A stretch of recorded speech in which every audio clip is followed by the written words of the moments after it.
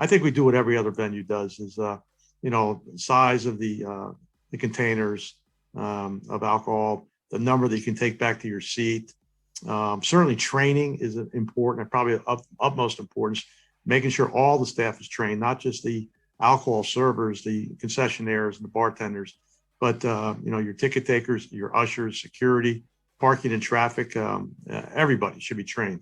So training is certainly important. And then, advertising the reasonable efforts, to fans, making sure that they know that we shut off alcohol at the beginning of the third quarter, which is a little different than most NFL venues.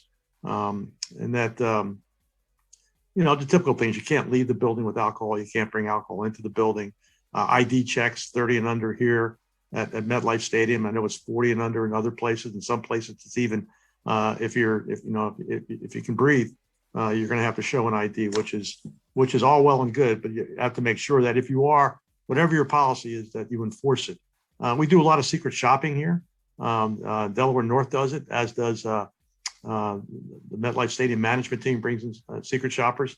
So they're monitoring, alcohol intake, making sure people being ID'd. We have alcohol compliance officers throughout the building, about 30 of them, that kind of watch the concessionaires to make sure that they're, are IDing people, that they're only selling, 2 beers per transaction.